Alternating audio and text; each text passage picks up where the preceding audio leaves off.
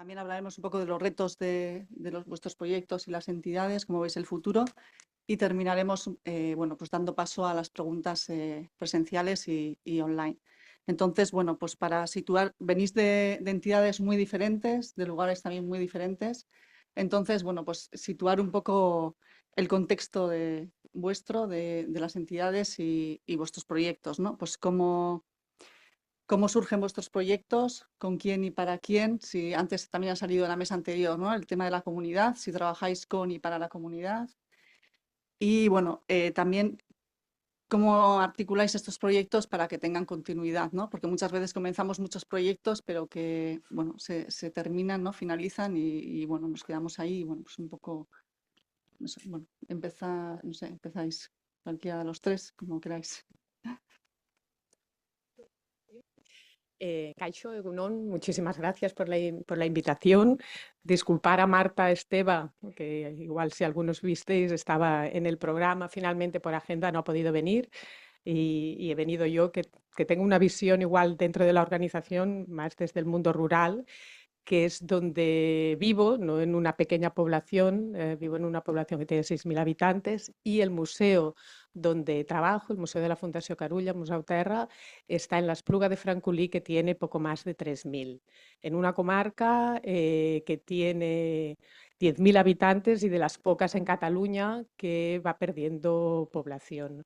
Entonces, así como una pincelada breve de la evolución y el recorrido de la Fundació Carulla y del Museu Terra.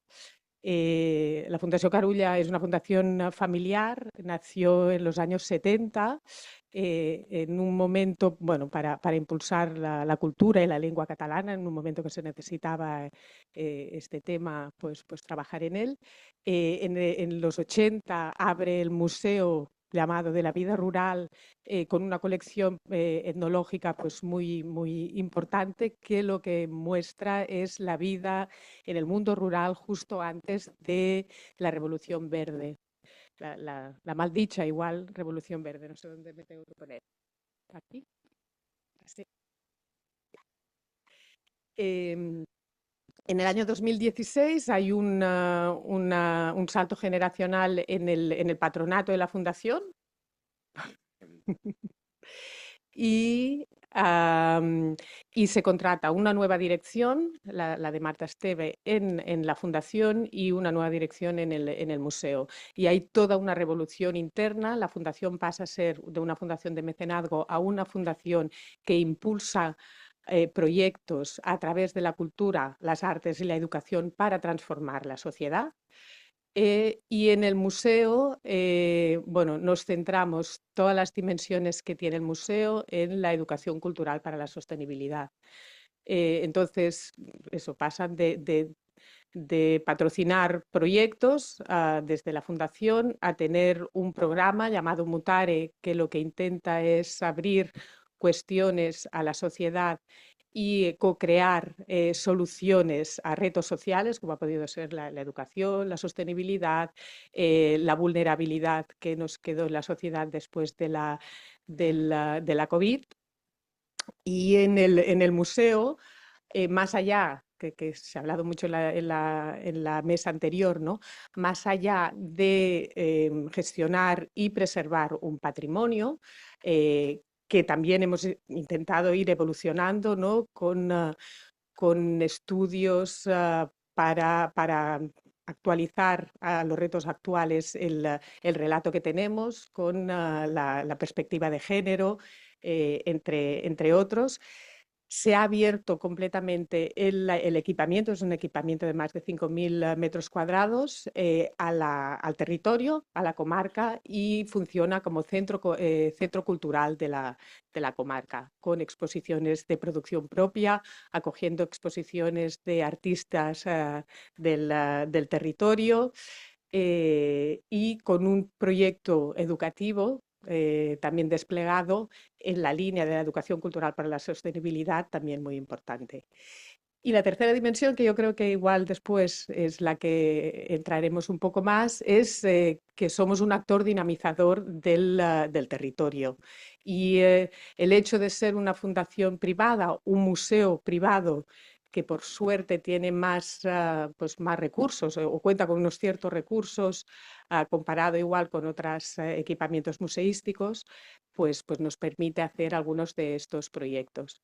Y solo para acabar, recientemente este año se ha abierto la sede de la Fundación en Barcelona, que en su primera planta tiene la cuarta sala del Museo Terra en la ciudad, con lo cual justo estamos empezando, pero nos va a dar un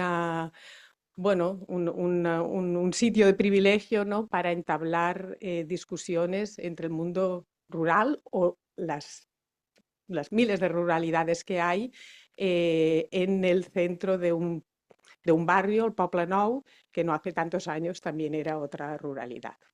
De momento lo dejo aquí.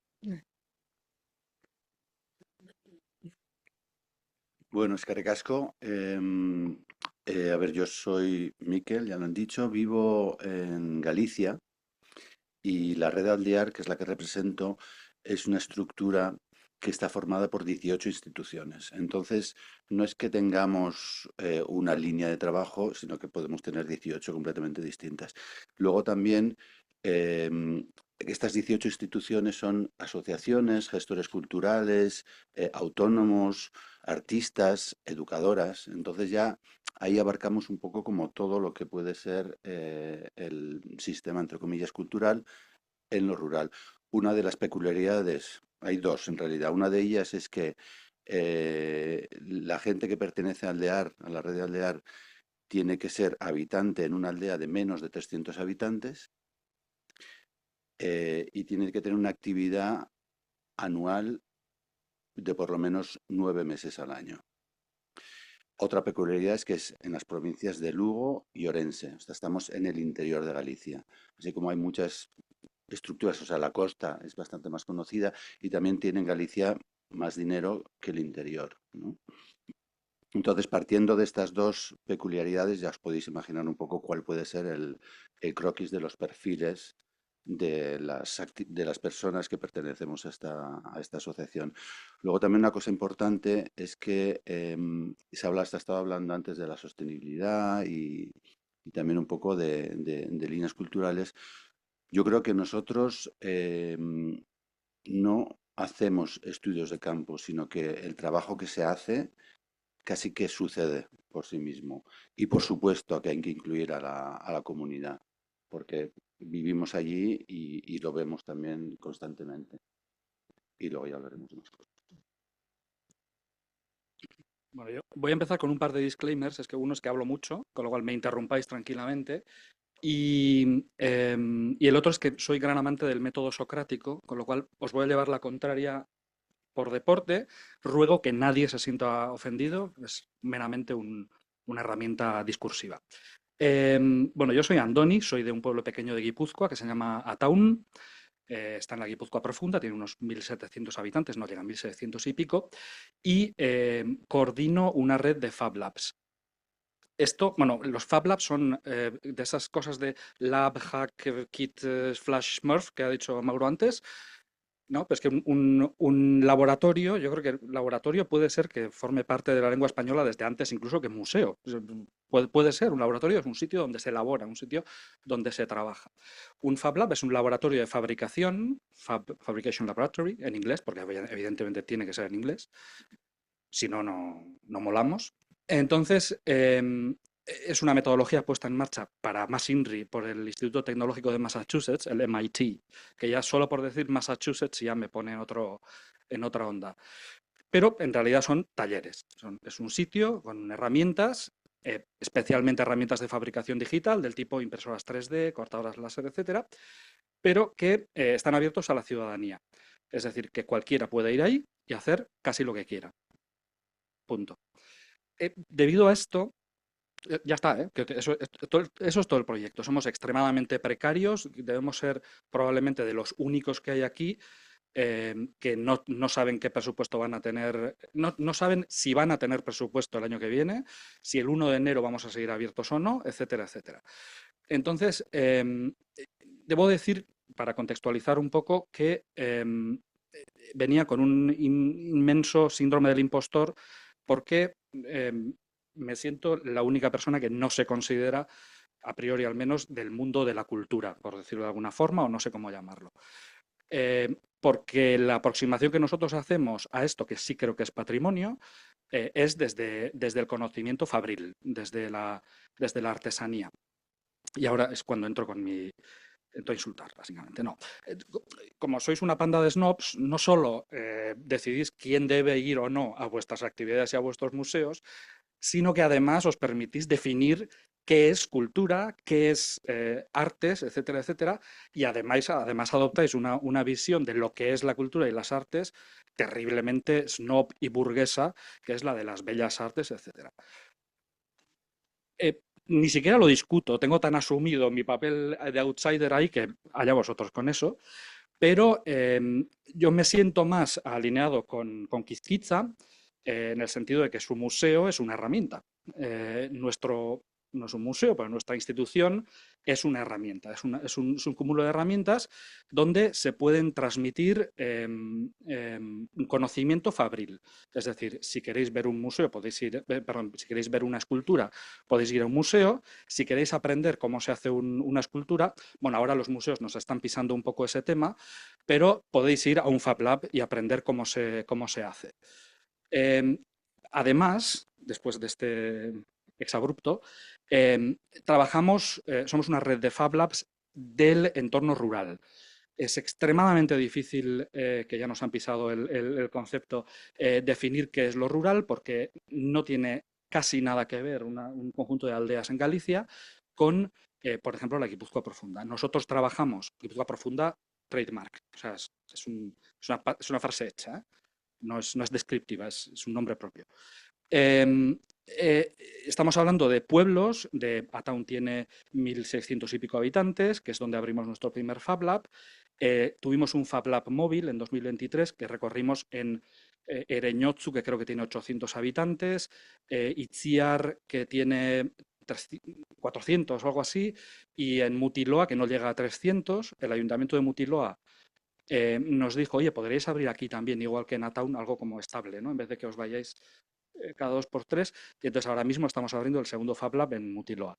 Y sí, 2 Fab Labs es una red, porque si vosotros definís lo que es la cultura, dejadme definir lo que es una red. Ya está. Y la realidad de estos pueblos es que la inmensa mayoría de la población activa, eso ya termino, ya voy, trabaja en una fábrica. Trabaja en una fábrica, además probablemente tengan el convenio del metal, que es de lejos el convenio laboral, hablando de convenios laborales, más ventajoso de todo el Estado, pero de lejos. Es decir, se gana muy bien, se trabaja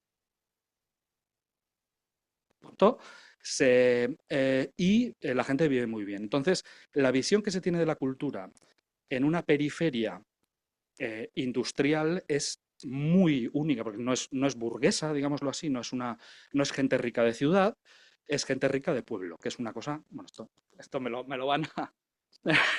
Estoy haciendo amigos. Bueno, está grabado, sí. ¿Esto luego lo vais a poner el vídeo o solo en directo?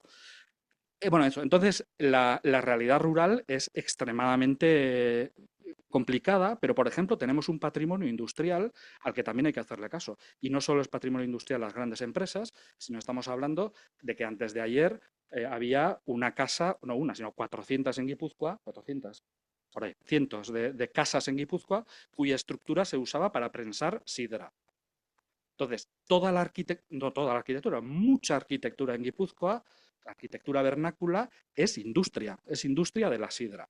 Estamos hablando en un pueblo había mimbre, en el otro había, yo qué sé, cualquier cosa. En el mío, por ejemplo, había explotación forestal, madera.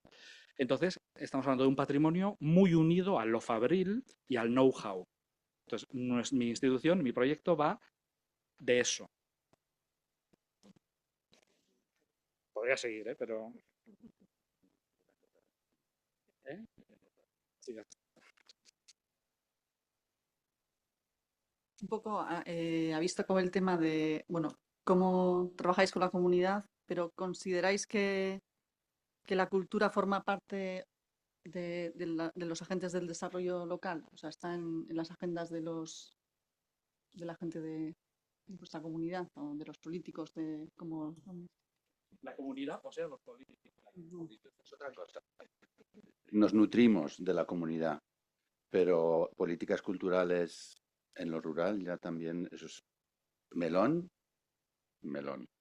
O técnicos culturales en ayuntamientos pequeños. O sea, en la Conca de Barberá no hay, yo diría que ni en el Consell Comarcal sí, pero en la mayoría de ayuntamientos, diría que incluso en el de Montblanc, que es la capital, no tienen un técnico cultural, con lo cual es mucho más fácil trabajar con la comunidad. Nosotros también trabajamos, no al nivel, yo creo que Miquel, pero am, en todas las iniciativas que tenemos en el museo intentamos incluir la comunidad y incluso nuevos públicos, ¿no? Ahora hemos tenido una exposición sobre el papel de la mujer en el mundo rural, que era una parte del relato que nos faltaba en el museo, en la permanente del museo.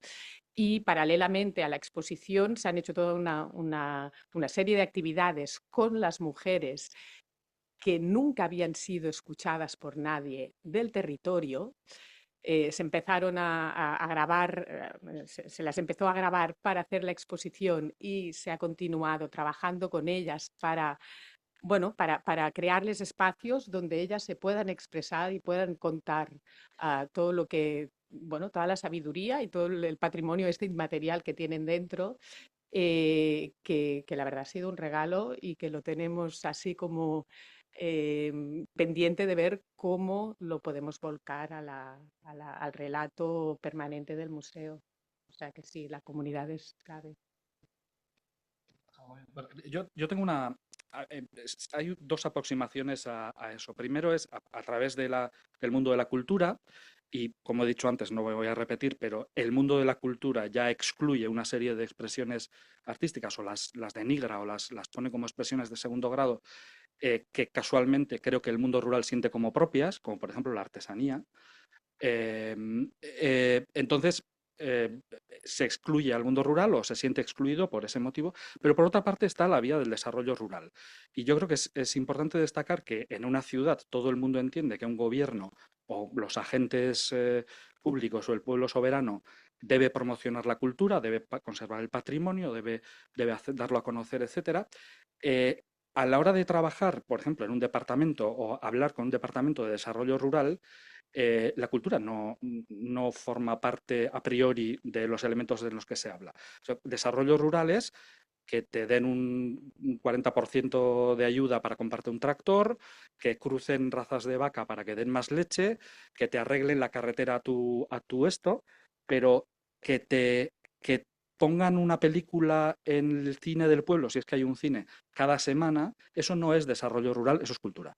Entonces, creo que es importante que haya una comunicación entre el concepto de desarrollo rural y que sea un desarrollo rural integral, es decir, que se pueda vivir una vida cultural, en mi sentido de la cultura, es un sentido muy amplio, en un pueblo, igual que se pueda en una ciudad. Es algo extremadamente difícil, pero bueno, pues es lo que hay.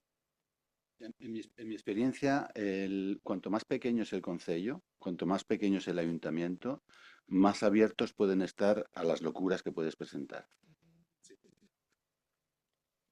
Y yo quería aquí, a raíz de lo que has dicho, Antoni, ha habido en los últimos 2 años un proceso participativo de crear la Agenda Rural de Cataluña. Y en el momento que ya tenían todo estructurado, bueno, es impulsado por la Generalitat de Cataluña a nivel de distintos departamentos, se dieron cuenta que la cultura no estaba. Por suerte fue antes de empezar todo el proceso participativo y nos vinieron a buscar a distintos actores, ¿no? Estaba la Fira Tàrrega, estamos nosotros como Museu Terra, el Institut Ramon Llull y bueno, estamos en el grupo motor de todo, de la agenda rural y hemos intentado pues que la cultura de manera transversal pues pueda aparecer en esta agenda rural que está, bueno, pendiente en el Parlamento para que se despliegue en leyes y a ver lo que conseguimos. Pero sí, no, por eso quería. Luego también Tenemos que tener en cuenta que ahora lo rural es un check dentro de las políticas culturales. Entonces también la Red Aldear se formó en el 2020, una primera reunión. Bueno, la Red Aldear se ha formado solamente por reuniones interminables. Entonces, se formó en el 2020, ya tiene una cierta estructura y una cierta validación a nivel de Galicia incluso, y ahora la Xunta está creando una red parecida al LEAR, pero en la que incluye también la costa. Nos toman como ejemplo, lo cual nos parece fantástico, pero bueno, también luego está la cuestión propia de decir, queremos nosotros también formar parte de eso que se está creando, de qué manera. Asistimos a la presentación, claro, porque queremos saber también cómo se hace desde la institución, de una institución tal como la Xunta de Galicia, ¿no? Pero también, oye, cada uno en su casa, estamos haciendo el trabajo que estamos haciendo en nuestra propia comunidad. Y eso es lo importante, de eso vivimos o sobrevivimos, ¿no? Nuestra sostenibilidad está ahí, porque vivimos en estas zonas. Y en el turismo. Es lo que hay, es decir, esto queda muy mal, por vuestra culpa, evidentemente, no por la mía, pero hay que decir que, por ejemplo, un museo como Igartubeti, que está en un pueblo de, ¿cuántos habitantes?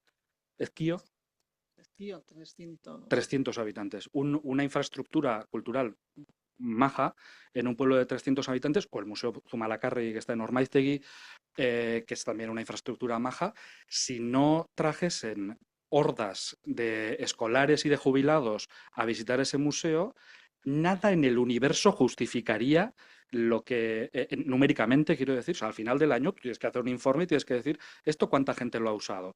Y tú no puedes decir 26 personas al mes, porque te dicen, bueno, si nos estamos gastando aquí cientos de miles de euros. Pues afortunadamente el pueblo, lo rural, está extremadamente romantizado y a la gente de donde vive, es decir, pues por ejemplo en el Gran Bilbao, son muy dados a ir a fletar autobuses en el hogar de jubilado e ir a un pueblo, visitarlo y mantener estas infraestructuras. Un pequeño aquí me voy a pasar un poco. Me horroriza, me absolutamente horroriza una cosa que he dicho antes y que lo he dicho sin más, que es que la gente se sienta excluida de lo que alguien considere cultura, en el sentido de que alguien diga, y esto lo he oído y es muy fácil que lo oigáis en vuestro entorno, que diga, eso no es para mí. Es que lo de ir a museos, eso es para otra gente, no es para mí. Y a eso unía mi insulto gratuito no, gratuito no, mi insulto de que sois una panda de snobs y una panda de elitistas. Hace 100 y pico años, la gente que iba a la Escala o al Liceu iban la gente, no es un mito, es la realidad, que iban la gente del mercado que está al lado, del mercado de la Boquería, ellos iban al gallinero y eran los que más activamente vivían probablemente de las óperas. Pero las entradas las pagaban la gente que iba abajo al patio de butacas y compraba el abono para todo el año del liceo, que por cierto era una entidad privada. Entonces, eh, por ejemplo, hablar de la gente que va a las tiendas de los museos y que gasta, ojalá gastasen 10 veces más, 80 veces, perdón, me vengo arriba, 80 veces más porque alguien tiene que pagar la fiesta.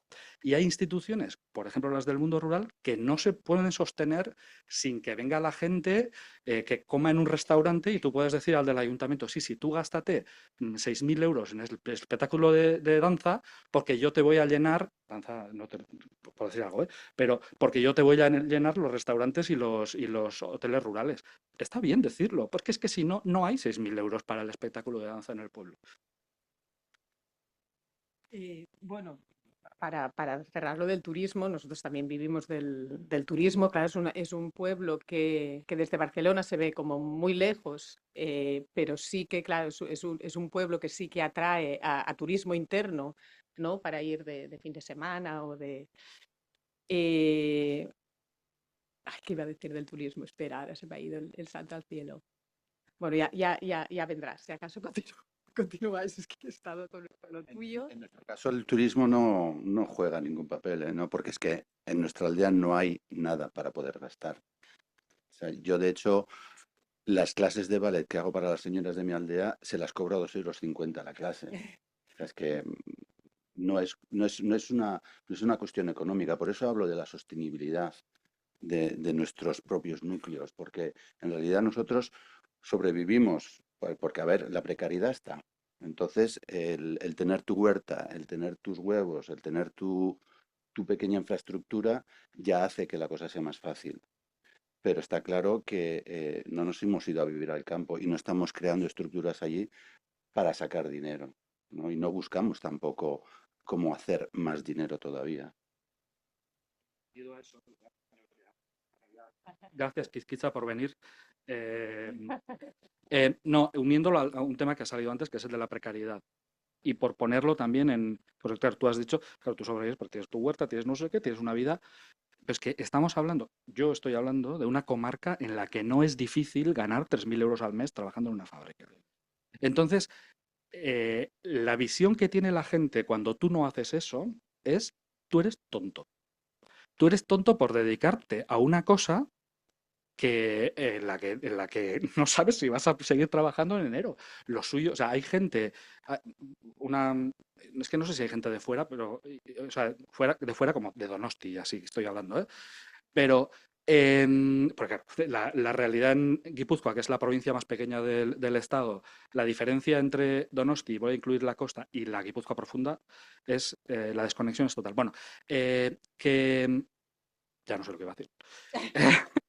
Bueno, habéis entendido el mensaje. Sí, ya he recuperado el hilo. En el fondo, todo lo que ofrecemos en el museo está en la línea de la educación cultural por la sostenibilidad y tenemos la suerte que solo que entre el visitante ya le decimos que lo que va a ver aquí es cómo se puede aprender de un patrimonio del pasado para imaginar futuros más sostenibles. Con lo cual, como mínimo, se van con una, ¿no? Una purna, con una chispa de que se pueden hacer las cosas de otra manera. Bye. Vale.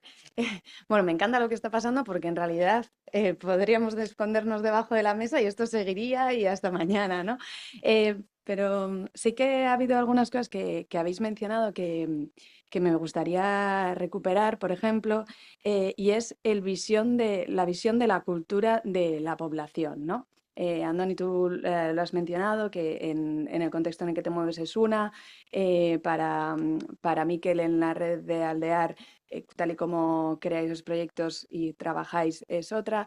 Si pudierais un poco indagar ahí de cómo veis cuando ¿no? planteáis, por ejemplo, también en Museo Terra a esas mujeres formar parte de una exposición que quizás podían decir, ah, pero esto que hago yo es tan importante, ¿no? Porque hablamos también de los museos como SNOP o de los gestores culturales, pero esos puentes que son necesarios, pues cómo veis en vuestro día a día, en vuestros proyectos, que lo hacéis, que funciona, que no, también la continuidad de los proyectos, que ya hablaremos hacia el final, del reto.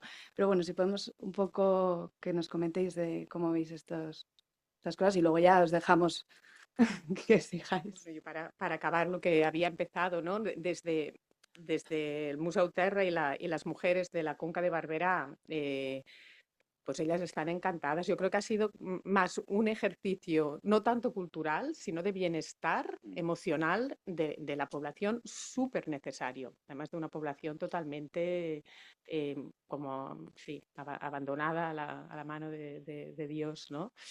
Y bueno, salió casi así como de casualidad, pero va a tener una continuidad. O sea, la exposición se ha terminado y las actividades con las mujeres siguen, vienen a todas las exposiciones del museo, cosa que no hacían antes, y se sienten parte del museo. Eso no quiere decir que tengamos muchos otros grupos de población, que tenemos ahí aún un reto, ¿eh? La gente joven. Este fin de semana precisamente hay todo un taller de digitalización de piezas de la exposición actual y de piezas de la permanente del museo por parte de 4 artistas jóvenes bueno, que van a estar allí creando su pieza digital a partir del patrimonio. y que va a quedar como patrimonio del museo también, ¿no? Pero los jóvenes nos está costando muchísimo más. Pero no es solo incluso en la ruralidad de l'Espluga de Francolí, sino que en la ruralidad del Poblenou de Barcelona, una de las acciones que se ha hecho ahora últimamente ha sido, bueno, se hizo un concurso fotográfico, ganó un fotógrafo del barrio y fotografió a gente aleatoria del barrio que quería ser fotografiada. En general era pues gente mayor, gente nouvinguda, ¿no? Migrante. Bueno, las fotografías elegidas se han ampliado y han forrado pues toda la sede de la Fundació Carulla en el barrio. Y una vez más, o sea, más allá de la cultura y del arte que está implícito, ha sido también, primero, un acercamiento y una relación de tú a tú de la entidad con la gente del barrio y después, pues, un subidón de autoestima de la gente participante, ¿no? Mm. Sí, yo creo que también el hecho de que les recuerdes que tienen un patrimonio alrededor, un patrimonio material y un patrimonio inmaterial también, ¿no? Las iglesias, los petroglifos, o sea, hay muchas cosas que ellos no le dan importancia, es como los romanos en Roma, ¿no? Viven allí y es que no le dan esa importancia. Y verlo desde otra perspectiva, ¿no? Yo ahora hice un proyecto comunitario participativo, Las bodas de Fígaro, el afilador, con estas señoras a las que les doy ballet. Y claro, o sea, muchas, la mayoría, no es que nunca hayan estado en el escenario, es que no han ido a un teatro. Y yo quise que estrenáramos en el Auditorio Municipal de Orense. Entonces, claro, ahí también hay una especie de conflicto entre lo rural y lo urbano, ¿no? O sea, tampoco hay que darlo por sentado, ¿no? Podemos fletar un autobús para que la gente de nuestra aldea vaya a ver el espectáculo allí, ¿no? O sea, todo se puede hacer y que es cuestión de hablarlo y luego en este proceso de trabajo también las conversaciones que teníamos, ¿no? Y cómo hablaban pues de cosas como la figura del felo de Armariz, ¿no? Que es la aldea donde vivo es Armariz, y hablábamos de cómo recuperar esa figura del entroido, ¿no? De esta especie de carnaval de lo rural de Galicia, ¿no? Entonces hay muchas cosas que pueden aportar y que, digamos, desde la parte del artista, dices, coño, aquí hay algo que es súper interesante y que se le puede dar el valor que tiene para que también ellas mismas se den cuenta de qué es lo que tienen, ¿no? Y yo creo que eso es muy enriquecedor, en realidad. A raíz de que Miquel ha dicho un par de palabras en gallego, debo hablar también del patrimonio lingüístico. Muy unido también a muchas cosas, entre otras el know-how fabril. Entonces, si tú no usas nunca no sé cómo se dice en castellano, un taratulúa, que es una especie de taladro manual, tú no vas a usar esa palabra jamás, esa palabra se va a perder.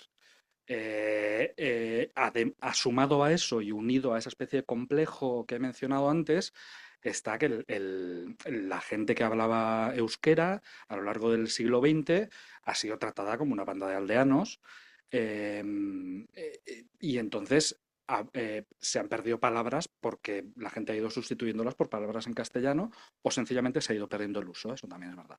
Pero hay un patrimonio lingüístico de sencillamente coger las herramientas y las cosas que se usan, la artesa, ¿no? Por ejemplo, para hacer pan. El edificio donde estamos haciendo el Fab Lab en Mutiloa era un antiguo molino. Hay todo lo relacionado con el oficio de hacer harina, hacer pan, etcétera, etcétera. En Igartubeti pasará 3/4 de lo mismo. Se pierde, que igual tiene que perderse, pero al menos demos la oportunidad a la gente de saber si quieren que se pierda o no, porque que no sea por desconocimiento y por desidia. En este sentido, nosotros también trabajamos mucho esto en el decálogo sobre cómo entendemos la sostenibilidad desde la Fundació Carulla. La sostenibilidad lingüística es clave. Más allá de herramientas que se pierde su uso y se pierde la palabra, que tenemos el edificio principal del museo lo tenemos forrado con palabras de este tipo, ah, pues, pues esto, la sostenibilidad de la lengua es clave, ya que también con las nuevas tecnologías, con la forma que que nos estamos comunicando, es que incluso las palabras que para nuestras generaciones, ¿no? Es un poco mayor, pero eran normales y era una riqueza, ¿no? Los sinónimos, los antónimos, se está perdiendo, ¿no? O sea, más allá del objeto que se pierde y se pierde la palabra, es que estamos perdiendo mucha riqueza de vocabulario también de la forma como nos estamos comunicando hoy en día. Queríamos también hablar, y se ha ido mencionando a lo largo de la mesa, lo acabas de mencionar, la sostenibilidad, la Agenda 2030, estos palabras que no, ahora parece que todo tiene que ir ligado a un ODS, Objetivo de Desarrollo Sostenible, otra vez otro palabra. Un poco si podíais darnos vuestra visión sobre pues, este tipo de modas que inundan cosas que igual siempre han existido, pero ahora les damos un nombre, ¿no? Que encima lo repetimos muchas veces y tal. Y bueno, si podéis un poco comentar lo que cuando estuvimos hablando anteriormente para preparar esta mesa ya hablamos un poco del tema, cómo veis esta... Dos cositas. Una es, no hay ningún invento humano más insostenible desde el punto de vista medioambiental que una ciudad, porque la ciudad es un invento humano, que no nos la da el universo, en la que lo creamos nosotros, son extremadamente poco sostenibles en todo, incluido en lo medioambiental. También, por ejemplo, o sea, una ciudad que tenga soberanía alimentaria todavía está por ver. O sea, ni en las imaginaciones más fantasiosas. Pero luego, paradójicamente, esto es más discutible, pero quienes más sufren ese impacto medioambiental son las zonas rurales, porque, por ejemplo, tienen menos herramientas. Es decir, pues, donde los ríos están sin canalizar, y no digo que haya que canalizarlos, pero es donde más se sufre el cambio climático, donde más se sufre la deforestación es donde están los bosques, o donde estaban, etcétera, etcétera. Entonces, desde el punto de vista medioambiental se da eso. Personalmente, ahora llamadme negacionista para arriba, pero bueno, creo que no está bien comprar paquetes enteros de lo que es sostenible y lo que no, sin entrar en un análisis, aunque sea epidérmico, de qué pasa, dónde pasa, etcétera. Porque al final, si aplicas el mismo rasero, por ejemplo, el Ayuntamiento de San Sebastián aplica la misma normativa a la Avenida de la Libertad que a Igueldo, que es una aldea rural, que es un barrio de San Sebastián, que lleva queriendo independizarse siglos precisamente por eso. Pues claro, o sea, aplicas la misma medida a todos por igual y es un poco complicado. Hay que entrar un poco en análisis. Ya. Yo creo que bueno, las modas hay que, sí, o sea, hay que aprovecharse de ellas, ¿no? Y si es una moda con un contenido, pues que nos puede ayudar a comunicar nuestro mensaje, pues lo aprovechamos. Y de hecho, desde el museo, ¿no? Que ya digo que la línea de trabajo es la educación cultural para la sostenibilidad, todo el proyecto educativo se ha basado en los ODS, que es como bueno, una estructura muy sencilla y muy clara que a nivel también docente, a nivel de, bueno, familiar, pues ha funcionado mucho para comunicar pues cómo se hacían, ¿no? Cómo se trabajaban los oficios tradicionales y cómo se trabajan las cosas hoy en día, cómo se trabajaba tradicionalmente la agricultura, nos hemos ido de madre en cómo alimentar a las ciudades y ahora volvemos, ¿no? Con la agroecología y los ODS nos han dado pues un marco que ha sido pues fácil de construir un poco este relato. Entonces, las modas, si el contenido es bueno, aprovecharse. A mí me da un poco de miedo porque, claro, ¿desde dónde están hechas todas estas normas, toda la Agencia 2030, ¿no? Es como, también se habla mucho de que no se pueden hacer unas leyes de accesibilidad sin gente en silla de ruedas, porque ellos te van a decir cómo son las cosas realmente, ¿no? O sea, tampoco puedes contar con un plan de rescate de lo rural sin hablar con la gente de lo rural, sin hablar con las personas que viven allí toda su vida y que igual ni les interesa participar en ese tipo. Entonces, ve de qué manera les puede interesar, ¿no? Ya lo hemos visto también ahora con los fondos Next Generation. O sea, ahora de repente todo el mundo hace proyectos culturales con lo rural, ¿no? Y está muy bien. Pero claro, si de repente ponemos unas premisas y no analizamos un poco cuáles pueden ser las consecuencias, puede haber también terreno pantanoso y puede haber también cosas que no son tan positivas, pero que suceden como coletilla de eso. Me voy a salir del tema, pero me he acordado, hay una tendencia, tanto desde lo urbano como desde lo rural, de entender, de ligar lo rural con lo telúrico, vernáculo, o sea, todo en lo rural tiene que ser patrimonio, ergo tiene que ser inamovible, intocable.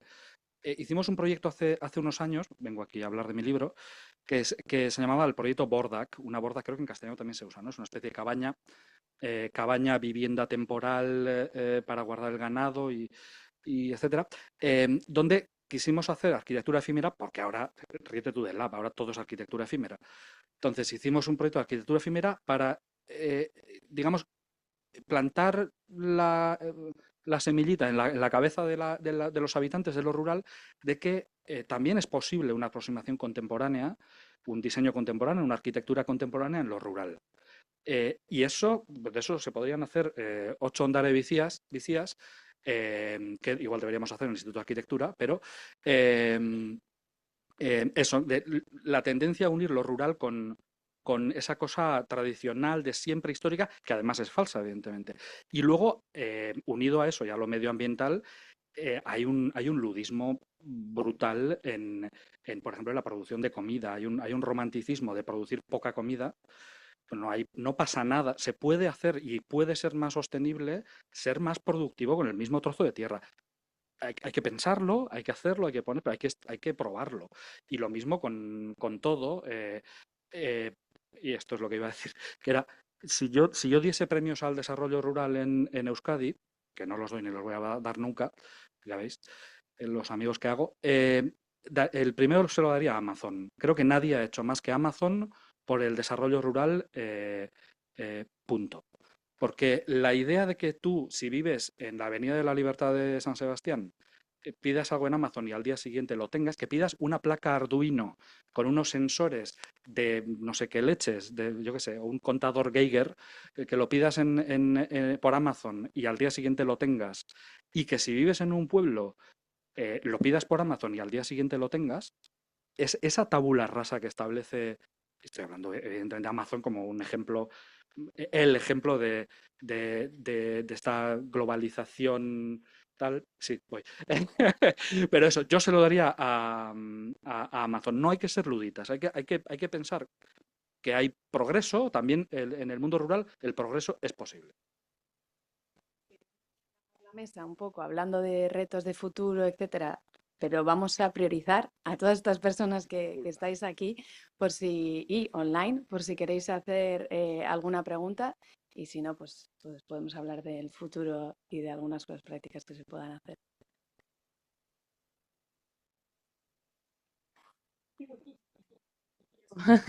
Kaixo, nada, es que, bueno, le voy a enganchar con antes, porque antes también quería hacer como ya no sé si es pregunta o comentario, pero, y probablemente me liaré porque me lío siempre cuando me pongo a hablar, pero claro que creo que es fundamental pensar quién entra en los museos, quién queda fuera, qué políticas de inclusión, entre comillas, se ponen en marcha. En fin, toda la cuestión de la genealogía del museo, ¿no? Del centro cultural o de dónde venimos, es importante hacerse preguntas de ese tipo, ¿no? ¿Qué tipo de tradición y de historia hay en la condición, digamos, natural del museo, ¿no? Históricamente, quiero decir, ¿cuál es nuestra genealogía, ¿no? El museo es efectivamente un espacio construido desde una óptica patriarcal, racista, burguesa, excluyente de por sí. Entonces, primero, pensémonos como en esa base, ¿no? Y pensemos cómo poder revertir eso y cómo pensarnos desde ahí. Porque toda la cuestión de la categoría de públicos y demás el etiquetado lo hace el museo para sí mismo, es una cosa que nos hemos inventado. Catalogar públicos solo sirve a la propia máquina catalogadora, que es el museo o el centro cultural, ¿no? Entonces, como primero, creo que hay que empezar a pensar la direccionalidad, desde dónde, qué concepto de cultura ponemos en el centro y cuáles dejamos fuera y solo incluimos como cosa, digamos, como eslogan. Y una de las preguntas que quería hacer, que me ha parecido muy bonito, como hablabas, Mireia, de la cartela de la fragata, ¿no? Toda la cuestión del esclavismo, de visibilizar eso a través del lenguaje, que es una práctica importante, porque el lenguaje, como sabemos, genera realidad, ¿no? O sea, hace cosas en el mundo, pero también cómo hacemos para que eso caiga en la propia estructura que habitamos, la propia estructura nuestra, qué tipo de prácticas ponemos en marcha que repiensen nuestra propia forma de ser, nuestro hacer, nuestro cómo, ¿no? Entonces, claro, efectivamente, claro que partimos de lógicas muy unidireccionales y de ponerle la marca, la definición de cultura la hacemos nosotras y todo esto, y llevamos, yo creo que ya tiempo pensándolo. Entonces, para mí la pregunta también sería ¿por qué hacemos lo que hacemos, de dónde lo hacemos y cómo lo hacemos, ¿no? Porque lamentablemente no todo el mundo puede trabajar por 3.000 euros al mes en esta ciudad. No sé si hay en esta ciudad o en este entorno o en este país. El turismo no es una cuestión de turismo sí o turismo no, o de una cuestión de convivencia, sino que pasa cuando yo ya no puedo entrar al tren, porque es muy caro, porque no puedo pagarme un alquiler. O sea, que la cuestión es mucho más macro, creo yo. Y yo qué sé, ayer cancelaron, el ayuntamiento prohibió las cenas solidarias que lleva haciendo la ciudadanía de esta provincia desde hace 4 años. La prohibieron ayer.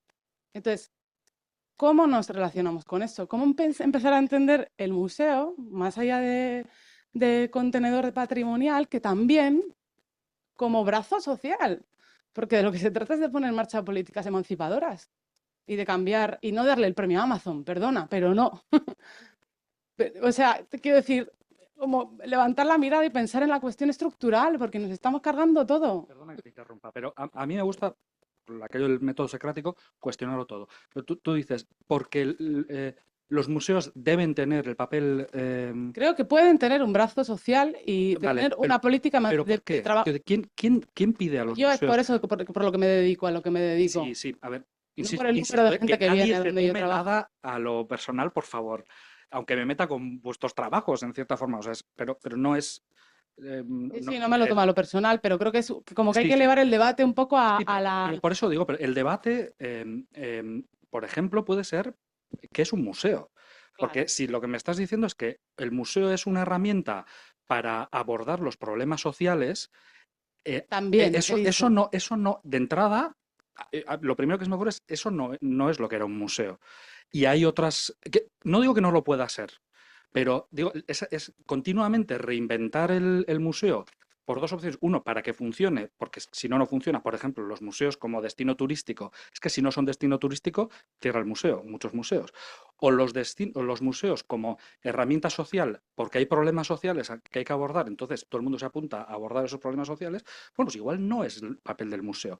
Que a veces es importante abstraerse un poco de que yo trabajo en un museo y decir, bueno, pero viéndolo desde fuera, ¿este museo debe abordar problemas sociales o no? Es decir, una cosa es que tú indiques en el museo, este barco era propiedad de un negrero. O, por ejemplo, por hablar de completamente en otra escala, pero hay una industria tabaquera que movió muchísimos barcos. Eso rara vez se pone o se analiza en términos negativos, o el mercado del opio, el comercio del opio, etcétera, etcétera. Entonces, debe ser labor del museo arreglar o implantar en la cabeza de la gente la idea de que el esclavismo es malo, o debe ser la labor del museo. Yo no tengo la respuesta, aunque lo parezca tal como lo estoy diciendo, o debe ser la labor del museo decir que ese barco se pagó con el dinero del tráfico de esclavos. O no decir nada y ceñirse al barco. No sé la respuesta.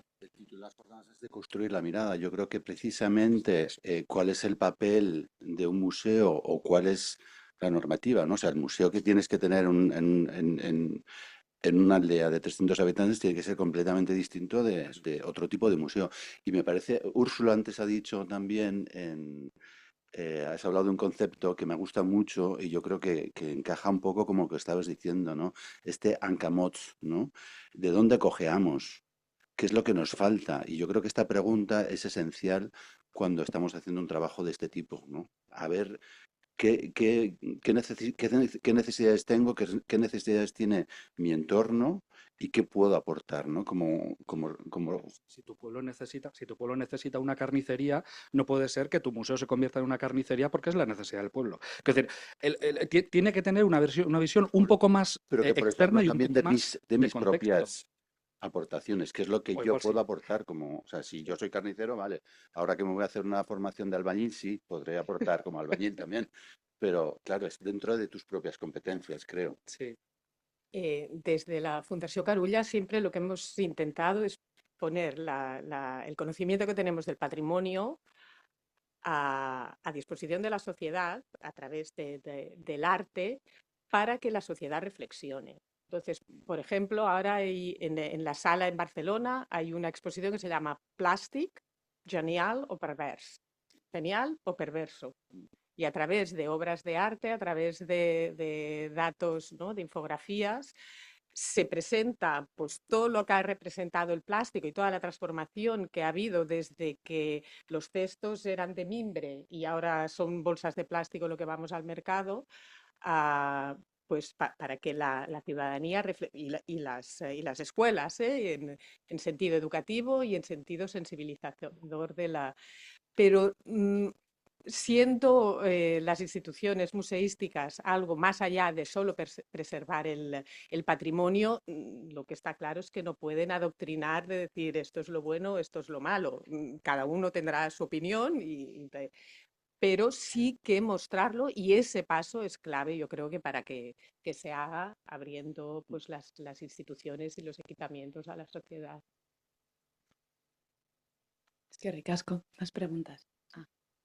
Genial. Bueno, creo que hay poco tiempo, pero una pregunta simplemente por curiosidad, desde la Guipúzcoa profunda. Me interesa saber, en vuestros casos, cuál ha sido la acogida de la comunidad o de las personas que han, no sé si recibido o que han sido, bueno, portadoras de eso que habéis llevado a cada uno de los sitios, en el caso de Ataun o en el caso de Galicia y de Cataluña. Porque muchas veces eso que decíais, ¿no?, de imponer, se suele ver así, ¿no? Cuando tú llegas a un sitio, porque llegas, bueno, no sé si vivís allí, pero cuando llegas a un sitio, por mucho que seas del pueblo de al lado, muchas veces parece que tú representas a esa institución, que es el museo o el espacio patrimonial, me da igual, y quieres hacer cosas que la gente a lo mejor no quiere hacer. O hay, le iba a decir a Izquierda, dale tú, pero me puede.